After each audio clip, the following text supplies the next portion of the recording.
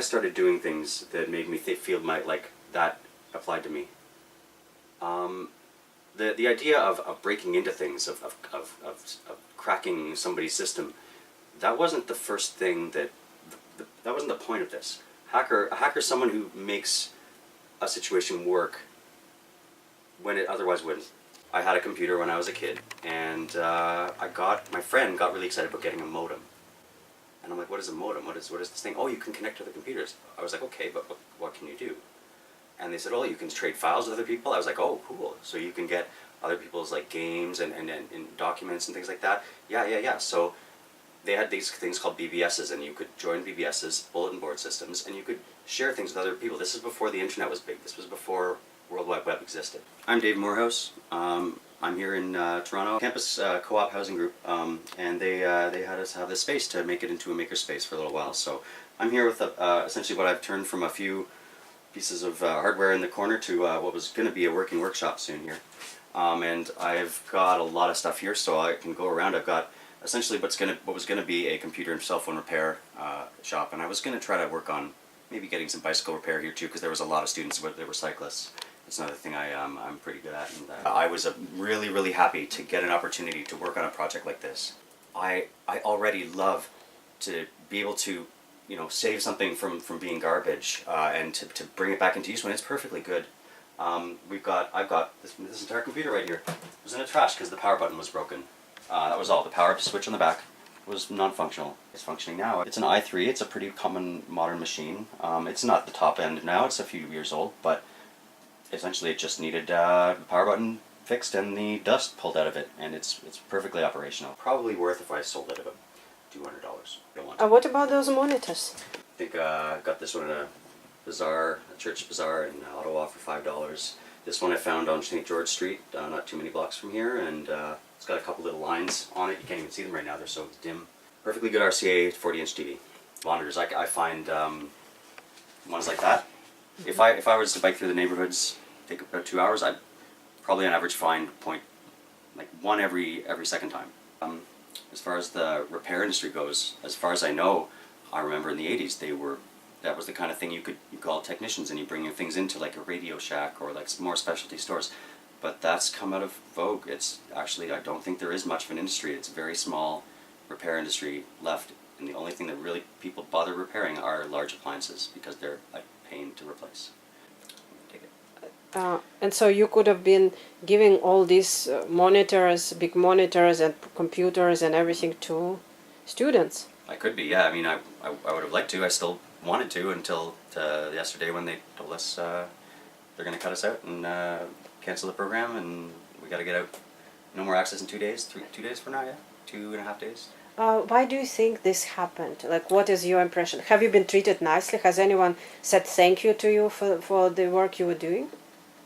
I mean, not really, no. I was trying to, be respectful of the property because we're at the back of a student residence property right here. So this is a shed on the property that was, I guess they'd used it for bike storage in the past. It was kind of run down, so they renovated it, and we thought we had a mandate to make this repair shop go, and I didn't ever get told there was a specific deadline or a time that this had to be ready by, so I was working on it. And we recently, we had some of the co-op board come in suddenly, and they didn't like what they saw, and now they shut it down. They didn't even really give me a chance to make it nicer, which I did. It's not great. It's getting there, but it's going to require more work if it was going to be done. But we don't know. I didn't feel like there was any real support from the board for that. From what I know, you wanted to teach students how to repair their own electronics. Yes, I would totally be able to do that. It's no problem, and I would love to, because problem solving and your repairs is mostly just a critical thinking process, which I think most people should have a chance to learn. And it applies to anything. Like, I can apply that method of thinking to any problem that I run into in life. I don't always. I'm not perfect, but I got a water cooler once, and the water cooler I got, it wasn't working. So I just took a basic chance to take apart the parts that were obviously removable easily, and I found there was Mardi Gras beads inside their lines. So someone had an office party, and I guess they got these little beads inside the line. Took it out. It was a $5 water cooler with a chiller on it, so it was like a chilled water cooler that I got for $5. Well, And needed just that careful bit of love, right? That careful bit of let's just check it, give it a basic check. And I didn't have to know water coolers before. I just looked at the parts, took apart the things that I felt confident with, found the problem, and it was our water cooler. We called it Walter. It was our water cooler, me and my partner, for 2 or 3 years. and is that what you wanted to teach to people? Yeah, I've got a lot of things in here that are pretty much example projects that I can say, hey, look at this. Yeah, I could have taught people basic computer repair, essentially basic troubleshooting for both computers, cell phones, and other small like electronics, or basic devices, even something like a table or a chair or something like that. But mostly technical ones that take a little bit of understanding the process of the critical thinking process that goes into it. Yeah. Would it help them to save money? Very much so. It should actually, eliminate the idea of needing a repair person in most cases, unless it's a very, very specific technical problem. You just have to have the mindset of what's going on here. What's the first step in trying to figure out what the problem is, and is it an easy solution that I could just do myself? One process. So you're interested in learning and in sharing it, Yeah. and you have a lot to share. I have a lot to share. I have too much to share. It's overflowing out of this hut, and now it's going to be overflowing out of wherever. With my technical experience started when I was a kid. My dad was kind of a hobbyist, and he would buy computers, and then I would have them to play with. And so I started programming when I was young, before I learned it in school. Did anybody teach you? No, but I had a friend, and so we would sit there together, and we would both be on our own projects. And that was one thing that was very, very important, because having another person to share that experience with, and be able to be excited about it and share what you just managed to accomplish with them there, and then appreciating that. We though we had our own interests, we kind of were able to both appreciate each other's progress, and we went in slightly different directions.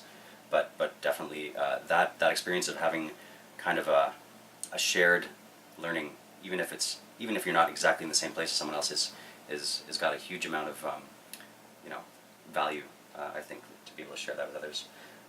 I would love, I was really looking forward to being able to get some sessions in here, some certain hours where everybody could come in and work on their things and help each other depending on what they knew and what they needed more help with. It's a very interesting way of socializing. Yeah, it is, in fact. It's an intellectual way of socializing, right? Yeah, because you're always improving your abilities, your range of understanding of what you've got in front of you, the devices you're working on, the systems that you integrate into things.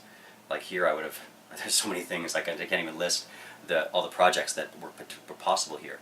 What, for example? Name a few, just a few. So I got some actuators from an old bed, which are like these strong pistons. They're called actuators, not pistons, but they move the bed up and down.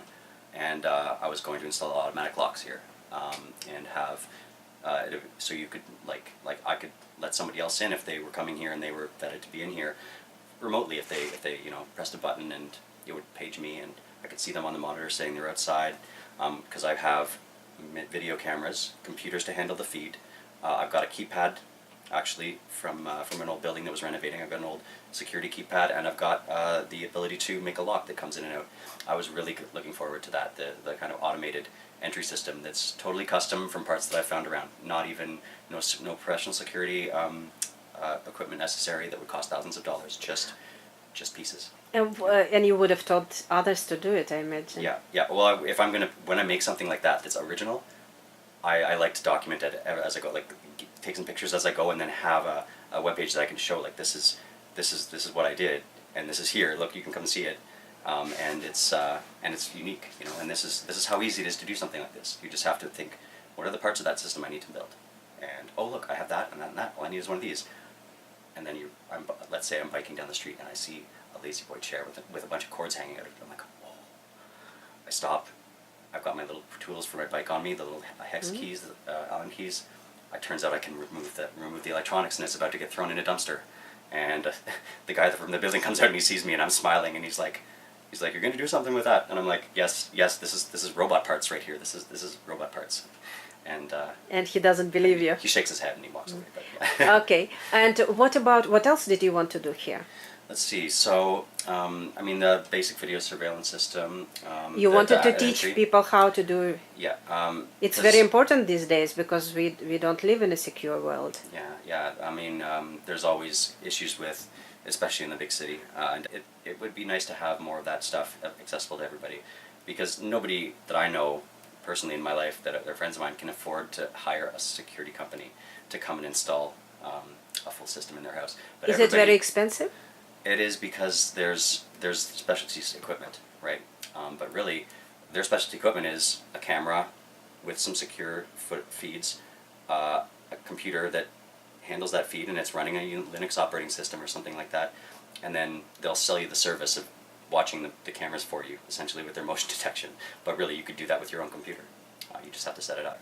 I can easily show in a quick session how to do it yourself with a few tools that I could show. There's lots of different software you can use, but I could easily show them how to do it in one way, and then help them if they had a trouble installing it for them, because most people have extra cameras. They have extra old cell phones or old laptops, or I have a little KidPix, I think it's called KidPix, little tiny USB camera that it doesn't take much power to run. It's a little mini USB connector. You could put it in the corner of your room and set it up, and just webcam essentially pipe it straight to your computer on an extension.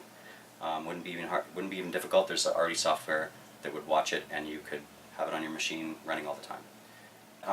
I've had a lot of other hardware here. One of the things I actually picked up very nice one the other day is a UPS system. That's a universal power supply. So essentially, people don't usually think of this, but when you have a power outage, a UPS keeps your servers running so that you have a chance to do something about it once the power goes down, and otherwise your business could lose, who knows, what depends on your business, thousands of dollars, millions of dollars when the power goes out. Yeah, I was in Ottawa this winter, and we had a very bad power outage, but a little bit back in November, I think. There was a tornado that came through. My brother's business, he's a part owner at a restaurant. He lost tens of thousands of dollars in lost revenue and having to make the food again. Or in this case, if someone cuts your power and breaks into your building, well, you can have your camera still running off of that right there. This is UPS. Yeah, it's a UPS. It's a universal uninterrupted power supply, and it looks like I'm. There you go. It's working. Battery meter's full. I've got 4 large batteries in there that were perfectly good, and the system itself is probably worth about $150. And the only thing I had to pay was my muscles getting it here on my bicycle, because it was heavy. It was heavy. It's the kind of thing that, like, if I could show someone how to install it in their own house, and then they're gonna have at least their basics, some computers that give them access to the internet. Make sure their internet connection doesn't go down, and you've got a lifeline in a changing world where there's crazy weather and tornadoes hitting Ottawa and everything. So I mean, the fact that I've been able to get these that people just get rid of, I can definitely help people to take something like that and to make use of it. Instead of just going to secure with their power, maybe keep their elderly relatives, life-saving devices operational in the case of a power outage. Yeah, for sure. If you were to ask someone to get a power backup system installed in your house, you would have to get exactly that, a specialist, and they would probably charge you $80 an hour to come, and then you'd have to have a retainer fee essentially to keep them on call to be able to come and troubleshoot it if there was ever a problem with it. But the understanding of how that thing works and whether or not you need to replace a battery is something I could teach in an afternoon session for sure. So it's even a life-saving thing, possible. For some people, yes, it is. Yeah. Mm-hmm. Okay. I've got here. There's an air conditioning unit right there that I picked up, and to be honest, that's one of my projects I haven't gotten to yet. I can tell by looking at it though that they haven't ever cleaned it, because there's dust coming out of every single grate on the side, and that's what happens when people neglect their equipment. They eventually stop work. The equipment stops working, and they've never even so much as taken the screws out of the casing and just removed the outer shell of it to see if there's built up junk everywhere. And with something like an air conditioner, it's going to get dust in the gills and the grills for every moment of its life if it's in a dusty environment. Simple fix. Probably it's a perfectly working device. I'm pretty sure there's nothing wrong with it except for that. summer is coming and it's going to be hot It's probably. going to be hot. That was going to be my little surprise for everybody because this place doesn't have very good ventilation. I was going to bring that and get a hose and put it in the window and make it great in here without having to have. What was your solution there? The spray bottles and fans. Yeah, that sounds like a good treat, a good extra treat. But the AC unit was going to be it's going to be one of my other little hacks, my hacker solution. Yeah, it's possible to teach people to set up their own ventilation air conditioners to fix things like build-up in their vents. I've worked again doing so many different things, but one of them is I've worked doing ventilation. I've worked installing actual air conditioner units and heaters inside people's houses. We're not going to get that technical here as far as when it comes to doing the actual full house systems. But I've got the air conditioners. I've got I've got even fans inside their other electronics that get built up in them. That would be an easy course for me to show how to maintain those kind of devices that are otherwise neglected. Printers, they're not as useful anymore. People don't use them as much, but a lot of the time they just get a little gunked up on the heads. I've got about 6 here that I was going to do a little session, go through them all at the same time and see what they needed. And printers, people give up on them because the inks, they run out, but you can actually get kits now that let you use an ink tank, and then you just have to connect the connectors to where the other old little cartridges are, and you can make your printer last 10 times longer on an ink refill. So what else do we got here? I did get some kitchen appliances here. That's something that I'm not sure if I would do a course on, but I just wanted to be able to provide a few little snacks here and there in this space. But a lot of the time, things like kettles, it's just scale build up. You just use that kind of maintenance is almost I don't know why people don't understand those simple things. You can't have a device that has buildup on it and it won't work as well after you ignore the buildup. It's something that just requires pretty much the knowledge that you can just clean that out. Just get some vinegar and some Coca-Cola or something. Well, I mean, when I got here, there was Dan, my particular benefactor who gave me the access to try to start building this here. He had a lot of cords already. I had a lot of cords. We haven't had a chance yet to sort them out. This is mostly computer cords of various types from the last 20 years of different kinds of things. I mean, like when it comes to the cords, these are just mostly support for other devices. So I sometimes have a cord that people don't have anymore that they break or something like that. That's something that having a workshop you can be able to provide for people, because I almost definitely have more than I need here for a lot of things, a lot of the more common cords. Yes, the sewing machine seems to work. I haven't actually tried this. It's working? I didn't thread the bobbin. The bobbins are specialty bobbins. Knowing a little bit about sewing machines, it's functional. It does the machinery works, but I didn't have any thread. I have tons of thread. You have tons of thread. Well, we'll have to give that a shot and see if that works. That's a nice Singer sewing machine. It's got a lot of settings on it. It's powerful. The foot pedal it's got good delicacy on the touch. So I'm excited to see that, because I've actually got a lot of clothes that could use a good repair here and there. So and you can repair a lot of things like upholstery on furniture. Bicycles, people have their bike seats get ripped open. Well, you can just recover a bicycle seat with leather. And leather, like, it's one of the reasons I collect leather items is because with a good piece of leather, you can put it on anything. Couch edges that get rubbed off from people putting their arms on it.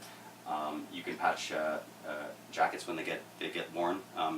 Again, maybe I think of a jacket in the city. I know a lot of people with that.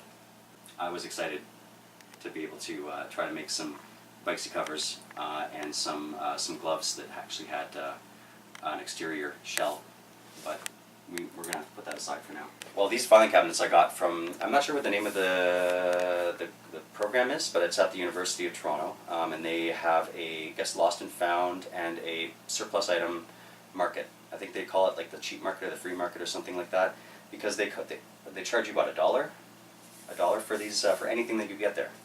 And so I went there. I feel bad. I go there and I buy a bunch of pencil cases that I can use to hold hardware, and then some safety glasses. And I go up to the front, and they're like, only $1. I'm like, no, here's $2. Come on, this is worth a lot more to me than that.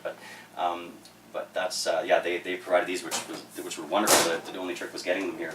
And what do I have in here? I mean, like, I could show you, but this one's bicycle stuff. I threw a bunch of tires and wheels in here. Can you show me? Sure, yeah. The other thing, which is wow, you really have it all. yeah, I mean, neatly. this is a bunch of Well, it's disorganized. It's not disorganized. No? So this winter was very, very wet, and so I made sure to have a whole bunch of extra footwear here, which I put away because they made a point of that about that when they came in. Whose boots are all these? I'm like, well, a lot of them are mine, but not for me. You know, I have a lot of footwear here as extras just to make sure that, like, because I only get rid of things when I really need the space. And I try to make sure that if I'm getting rid of something that still has value, I put it out where someone else can take it or give it away to friends that could use it. A pair of work boots. If you're let's say someone in the city who's, you know, down in their luck, and you need to go and get a job, the construction industry is always looking for laborers. Like laborers, it's really easy to get a labor job, but you need to have steel-toed boots to go on a work site. Steel-toed boots can cost $100, $150 for a good pair. When I see a pair of steel-toed boots at the side of the road, I grab it and I offer it to my friends, because that is a big cost to people that are down on their luck and trying to just scrape by on a labor job cleaning up at a construction site. And I make sure to have 1 or 2 pairs just in case I'm ever called in to somewhere that needs a hand, and I have to work on a construction site where you have to have the green triangle tagged steel-toed boots in order to be there at all. So you need the boots, a vest, safety glasses, and here I have 2 hard hats. So you have that in the other cabinet. Yeah, well, I mean the shelf here. back here. This is they're not actually all expensive. They're about $10. But I could go on this is actually an official functional legal hat, hard hat. Oh, look, that's $13.99. Someone was throwing it out, and it looks like it's barely used. I might put a bandana on if I'm wearing this. Actually, it's when I started wearing bandanas was on construction sites, because of this. It helps with the sweat, because you've got to wear this all day long. Tell about yourself, please. Well, I've worked with technical stuff since I was a kid, like computers and hardware and things. I provided the graphics unit for my grade 12 programming class. That was probably the first time I did something, a service for others that was a computer-related thing, because we didn't have a way to do graphics drawings. So I gave the class my own set of functions to draw circles and triangles and rectangles and stuff, so that they could make animations, so they could do something fun with programming. After high school, I actually went into the co-op program during high school, and I worked at Nortel. And I worked at Nortel for a small department that made software tools for other departments to use, like meeting room booking systems or usage tracking, to track the software usage of their own tools. And so I was actually there writing scripts to transfer things between databases. And then I worked, doing technical support for a bunch of different companies, where I was more trained specifically in troubleshooting every device, every kind of device that was out there. More specifically, any device that ever came up. Like, I learned generic troubleshooting as an actual, I took training specifically for that. But I already knew it. I was already doing that, right? It was nice to have the official training. But I've gone on from that to do work with, Agriculture Canada. I worked for a while, pretty much installing secure web servers for them and documenting the process and how to do that, how to make it a secure server. And it's hard for me to remember all the different jobs, because I've done so many. Even when I went to work for a cycling company, just assembling bicycles, I rewrote their labeling system for them because it was inefficient. It was taking a lot of time out of our when we were putting the boxes together to put them on the shelves. We had to essentially custom build some of the labels, and I'm like, no, this should be part of the automatic thing when you select it out of the menu. Listen, let me look at it. When I was working for festivals, actually, I did a whole crew intake system for our hiring process, because it was a volunteer-based festival, and we needed to get applications, ask people what they were good at, and take the applications and get them to all the area crew leaders. So I did that, and what was the festival? The Solstice Gathering. My whole life, for every single friend and family member that has ever had a problem with anything technical. Or any time I've been with anybody and they've mentioned it, because you know what? Because I know how to problem solve a technical problem, it comes up all the time in people's lives. I've helped people fix their cars, I've helped people on chemistry experiments, because I know how to figure out what the problem is there. It's about narrowing it down, being specific, looking things up when you're not sure, and going through that process until you know. You know, it's amazing how many times it's something that, oh, it's just the power cord, oh my god, I didn't plug it in. You know, or something simple like that. Not usually that simple, but I've seen very... Okay. Did your family and friends appreciate it? My family does appreciate my technical ability, because when I go back to Ottawa, I'm usually fixing 2 or 3 relatives' computers while I'm there. Do they pay you? They don't let me go out way without getting paid. I try to say, no, it's fine, it only took me a little bit. Please no charge, but then they give me $100. I'm like, what? And they're like, oh, it would have cost me more than that to get it fixed professionally, and you've done a better job than they did anyways. I'm like, okay. It's amazing to me how much the industry gets away with charging people for something simple like fixing your software on your laptop, or cleaning out the dust. Cleaning out the dust usually. The Solstice Festival was the first time that I got tapped for my skills in putting together a system, which was the crew intake system that had, pages of spreadsheets with functions to put data here and there and put different areas in different ways, and have bar graphs for people's skills, which I would ask them to rate themselves on to make sure that we knew who was going to be good out there when we needed to shovel the trench, or who's done some heavy machinery driving before, so we can put them on the excavator when we need to dig a hole, or drive the four-wheelers around safely around the festival as we're getting a couple hundred people there, and we got to make sure everybody's safe. Or drive the tractor and cut the lawns to make paths around the farm field.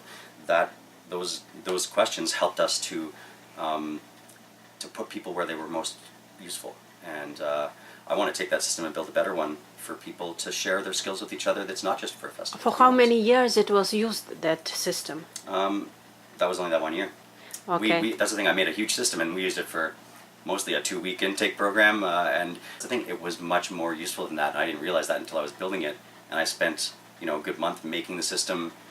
Some of those area heads in the festival, the people that were running health and safety, they were so thankful to be able to get the people that had health training already, and to be able to have that ready for them without them having to go ask everybody and make all these phone calls and check in and do interviews. That they said thank you a lot for that. We had about 250 crew members, and we placed everybody. We didn't turn anybody away. Again, but we were actually crew for a 1,500 person festival. There might have even been more numbers than that. I didn't get the final numbers, but 1,500 people. 1,500. Yeah, and I was doing that. And you had to organize them.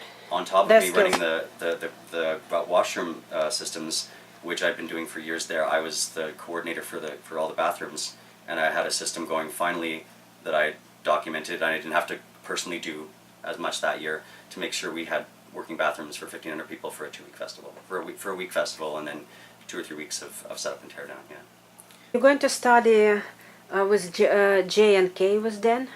I'm gonna try to see what's going on with that. That's quite a learning curve, because there's a lot of high level math, which I've only dabbled in, and there's a lot of very, very cryptic syntax. If you know what that is, it's very. You look at it, it looks like hieroglyphics, or like a bunch of random characters when you look at the code and you don't know how it works. It's a bit of a steep learning curve, but I'm definitely going to take a shot at learning that, because I've done a lot of programming languages in the past, but I can recognize already that it's a different beast than most others. It's kind of like learning a totally other language with a totally other character set, and then a way of thinking that's backwards than you're normally used to. Yeah, I'm going to be studying with Dan the J and K languages, and try to learn their nuances and their complexities when I can soon. Yeah. Okay. How many languages do you know? What other languages do you know? Quite a lot. I wouldn't call myself highly versed in all of them, but I'm very, very good at taking my ability to use programming languages and just getting a few references from a language and becoming pretty proficient in them very fast. I've used Java HTML5 canvas kind of work on websites. That's pretty much JavaScript. C, C++, assembly level languages, so like low level PC language. Pascal, basic. 6502 assembly, which is from the old Apple IIs. It's totally another language. And then we've got some specific scripting languages that I've used pretty heavily. So there's a few of those. I wouldn't list them all. I've made a scripting language or two that I had to use when I was making complex programs for myself. Way to put an action on a square when I wanted to make a little game. So when you sit on the square, it does a bunch of specific things that operate in the world that I'm creating. I've made a few languages that I've had to use myself. And so, like, when it comes down to how many languages, I've lost count. I don't remember. And I feel like as long as I've got a sense of that language, I can jump back into it. Yeah, and you're ready to learn something new and exciting. Yeah, and I'm always interested when there's a project that it would be wonderful to make. A creative process that gives me a reason to want to know all the details of how to do those things. Like Google Sheets, just for Solstice, I didn't know Google Sheets at all. I'm like, oh, it seems like Excel. It's not like Excel. It's very different in the way it works. And I just learned it as I started using it. And the functionality came to me as I had a reference ready to go. Every time I had a problem, I would look it up, try some tests, do some prototypes of using the functions, and then I would put them live into the program to provide those bar graphs, for instance, of people's skills and the lists, bringing a list of people that's only for the one area, the people that have only applied for this one area, and giving the area coordinator a chance to say, oh, I want to only look at people with good digging skills, they are confident in the rain, and they have health and safety training, and let them put that filter in and get only those people, and then give them a call and say, hey, I need someone rugged who can handle the rain and doesn't quit on the days that it's raining, because that's one of the questions I put in there just because I knew we're going to need that. I have a friend who used to work doing sets for CBC. And you? On different programs like The Nature of Things and stuff. She said, if I had known you back then, oh, you would have been my favorite person, because you have all these things. You get all these different kinds of useful things that I otherwise have to go buy. And so she has a pretty good budget when she was working on the setup. But she said, you would have saved me so much trouble. You would have had a quarter of the things I needed already. You would have been able to get me another quarter of those things in a couple days, and helped me build the other half of the things that I needed to create. Like, maybe she needs a miniature Batmobile for a comedy skit or something like that for Air Farce, which she did build. And she said, you could have given me the materials for 3/4 of the things that I had to put together myself, and I totally could have. She told me all the things she had, like pieces of foam. One of the reasons I have so many random things here is because I keep at least a little bit of supply of every material, so that if I'm putting something together, I have it ready to go, and I'm not scrambling and going to buy a piece of foam or a little piece of metal or plastic or rubber, because sometimes that's all you need. And God, if you have to go out and come back again, that takes your creation process, and it triples the time, and it makes it hard to focus. But yeah, she's recommended that I go into set design. I try to say I hope I'm a polymath and not a dilettante. I hope I'm just interested in a lot of things and not messing around in a bunch of different ways that aren't very important. Right? I do like to have a lot of different abilities. In fact, one of the reasons why the workshop idea is so wonderful for me is because it gives you so much ability to suddenly have an idea and throw it together into a system that works.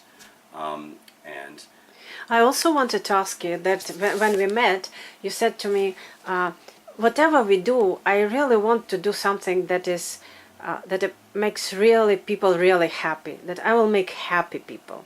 Did I say that? That's what you said? Yeah, well, it's true. I don't really feel like something has as much of an intrinsic value unless you can share it with others.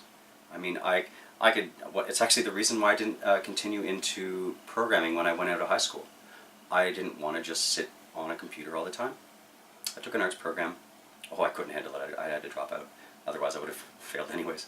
But that was back then. But I was happy to not just get stuck in a chair. I wanted to be able to explore life and what I could do in my own way. You're telling me that you love video games. I ever drove by playing video games. When I got into a car finally, it was just a different game with Is there a video game to play to learn how to drive? every single racing game. You just got to remember you don't have extra lives in the real world. You've got one life, and car damage is always turned on. You can't turn off the car damage. I would say that a master of meditation probably might shake their head at the idea that a video game is meditation, but I definitely find it helps me to relax and let go of the troubles of the world outside, and that kind of a release, especially when it's online and you play with others and you can hear them laugh or curse when they get things happen. Or I've had the most hilarious things happen in video games, and you share a laugh with someone halfway around the world, and that to me is a way to let go. My favorite website is zombo.com. It's been around for, I think, as long as Flash Media has been around. It's a Flash video website. Yeah, do you want to see it? Sure. Sure. You have set up an internet connection here as well. Yeah, so I actually they have the house internet here, and so I can barely get a good signal on that laptop over there. We get from the co-op's shared network here, and so I've got the laptop receiving the internet sitting up there.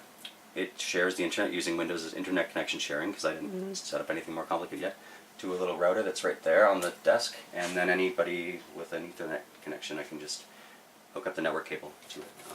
So yeah, it's not a finished system, but it was functional for now, and it lets me test machines here or hook up a machine. I didn't make another wireless network here to share it locally, just because I don't want to interfere with the signal we're getting from over there. What's so good about it? So what can we do? The only limit is yourself. You can do anything you want. I could build a robot right now on Zombocom. I could make myself a sandwich right now on Zombocom. I could maybe finish fixing this phone if I, manage to do it, put it back together. I could do so many things, and Zombocom will let me, because it's unlimited. It's a website that doesn't give you any limitations. It's a Flash video website that does just this. But it's a very good test to whether when you go online, if you've got a good internet connection, because sometimes you'll get on somebody's network and they redirect you to their login page. If you have that on a page that's secured, HTTPS, it doesn't work. It gives you an error. So Zombocom's been around for so long. It's an unencrypted connection. So I use it because nobody's usually going to this website. They don't have it cached on their computer. When you go to it, it will automatically try to go online and get the result. So I use it as a test to see if you're on a network properly, on a wireless network. If there's going to be a login page, it'll properly redirect you to their login page. That's actually why I use it. It's a test bed for any connection if I'm going on the wireless, and I want to make sure that it properly redirects to a forever repeating unsecured webpage. Okay. Yeah. Okay. Thank you very much. And what are you going to do now? What am I going to do now? I am going to. I have a little bit of my own stuff. So when I was building this website, this workspace, I started putting my own tools and my own gear in with everything, because I don't mind sharing my stuff if I don't need it for anything. And now I have to separate it. So I'm going to have to be just partitioning all the stuff that's here. Divorcing, yes. It's like a divorce where none of the sides actually want a divorce. They're just being told by the priest, nope, cancel, nope, no more marriage. Nice priest, eh? And so I've got to just kind of start to separate everything before we move everything out of here.